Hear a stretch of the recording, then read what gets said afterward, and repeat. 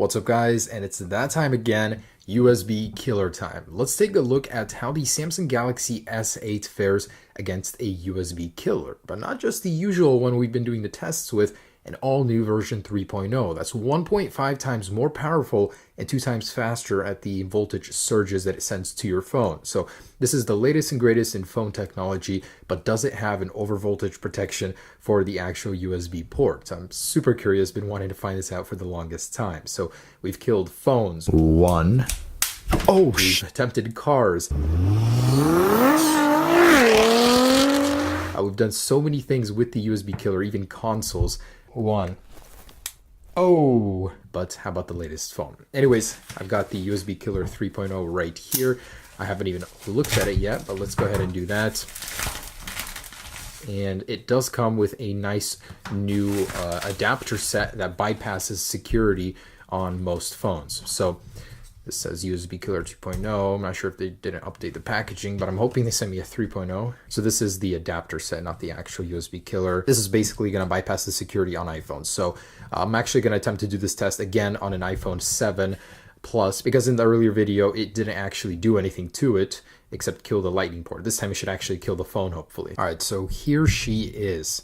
Now, basically the adapters that it comes with allow you to bypass any security that the phone may have and get a spark immediately through it. So I'm going to plug it into the tester shield, and we're going to have some fun today, see what can affect the Galaxies and what is protected. I'm going to try my laser against it, my EMP, just have some electronic torture here.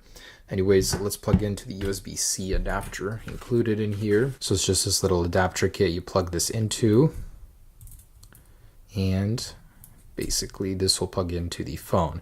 And yeah, let's go ahead and see what happens. So into the brand new Galaxy S8, hoping to get some sort of spark here. Might be a little hard to see, but here we go. 3, 2, 1. Oh, wow, that is powerful. This thing can create quite the spark. That's amazing. Wow. Holy crap, this thing is powerful. Okay, so I'm assuming this will do some proper damage. Anyways, before I get into that, let's have some fun with the EMP and laser and see what it can do to this guy. In case you guys don't remember, this creates an electromagnetic field that interferes with the phone. It can really screw up the display and does a lot of damage. All right, so I just want to demo something for you guys. This is an iPhone 5S and an EMP, what it'll do to it. So just like that. It really screws with the display and it can wash it out, do some crazy things to it. So let's get an iPhone 7 Plus in here, see what it'll do to that. All right.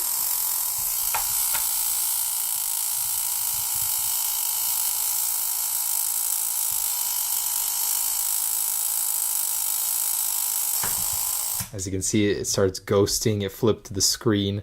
So you've got the status bar on the bottom now. Kind of funny. So the newer phones are still affected by it.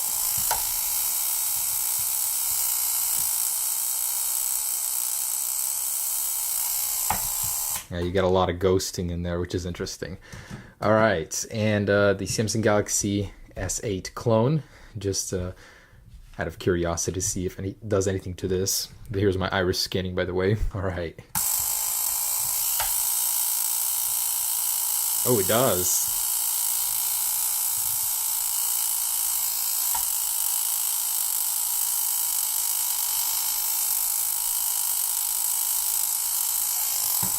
Yeah, it does screw with it, but nothing lasting like on the iPhones, even surprisingly. Lastly, the Nokia 6. It's a bit battered and shattered from my drop test, but can it do anything to it? The answer is it's a Nokia, not really. So hard to see, but it's really nothing there. All right, here it is, moment of truth. Can the Galaxy withstand an EMP?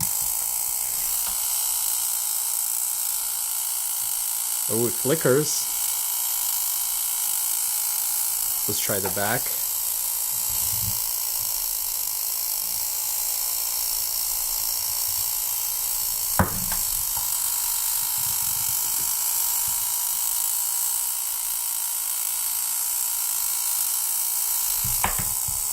Oh, surprisingly not much. It withstood that very well compared to the iPhone. So seems to be EMP proof.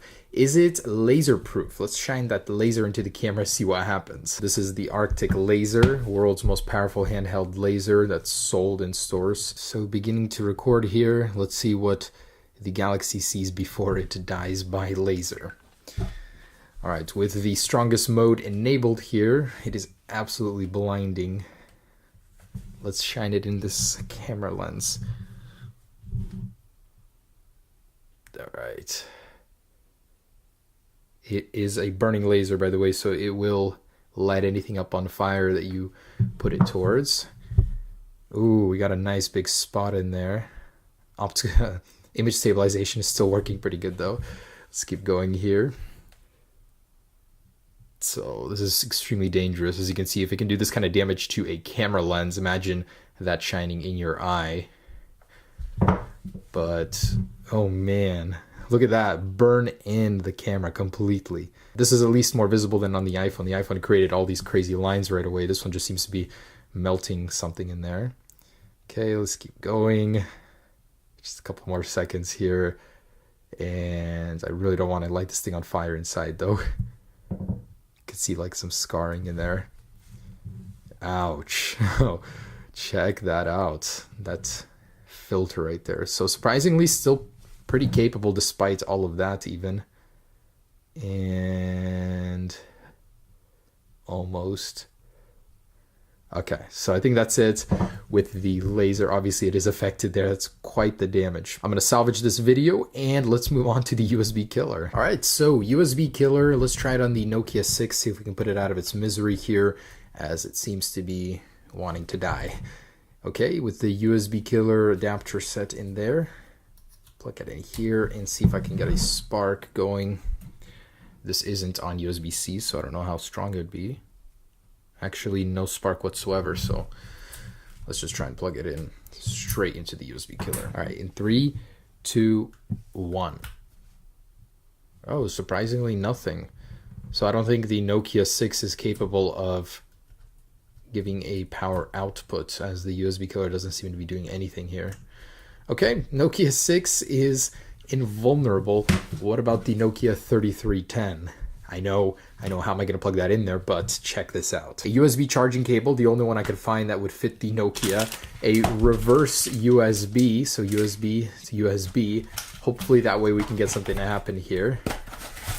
I don't know, guys, I had to know if the USB would work on the Nokia. So plugging this into this, and the correct charging cable, I believe is, okay, found it.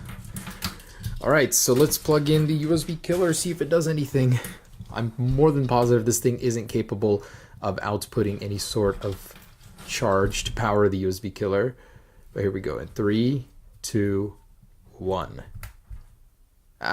Nothing. Like Nokia 6, Nokia 3310 is invulnerable to the USB killer, probably because it doesn't output any power. All right, and versus iPhone, let's see if we can get through the adapter any sort of charge here.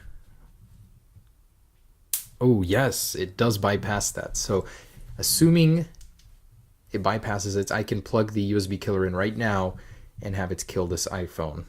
So let's do just that. Finally, the day has come for this thing to die via USB killer. In 3, 2, 1. Oh, I hear that. You hear that? It did like several bursts here. And it's keeping on. Tick, tick, tick. Nothing though, huh? I saw a video where someone plugged this in though, and it did kill it. So I'm a little confused there. Nothing now. Well, the home button doesn't work because of this. But the ticking did stop. Let's try once again. Yeah, I think that stopped. So I'm going to restart this thing and see what happens. And I've got power. So I think this thing might not even boot up, because apparently this thing puts it into a boot loop when you plug it in with the new USB killer and the adapter. Oh, but apparently not. No SIM card, no home button. Huh. Looks like this thing has survived yet again. So iPhone is USB killer resistant. All right, how about the Samsung Galaxy S8? And I have a really good feeling that this is going to kill it, as we got a really strong spark from it before. So, all right, here we go. Plugging it into the USB-C adapter. And with these capacitors that are 1.5 times more powerful, here we go. 3, 2, 1. Oh, I heard a click. But nothing happened to this guy. Did Samsung really get smart here? That's awesome. Then again, it didn't really do anything to the Samsung Galaxy S7 either, or the Note 7, so nothing happened here. Let's see if it still charges. Power plugged in. Ooh, it does charge still, huh? So Samsung has truly protected its port on the Samsung Galaxy S8. Nothing has happened. I can plug it in as many times as I want. Let's plug it in upside down here. Nothing. Alrighty then, that answers a very important question. The Samsung Galaxy S8 is resistant to the USB killer, and that is absolutely awesome. Man, that's a bit disappointing. I wanted some sort of carnage here, but I guess not, huh? No instant death today. Alright guys, thanks for watching. That answered a very important question for me. So you guys can go ahead and pick up random USB sticks and plug them into your Galaxy, as no harm seems to come from that. Alright guys, thanks for watching. Peace. Be sure to check out the other USB killer videos where stuff actually got destroyed on impact. Man, phone manufacturers are just getting too smart nowadays.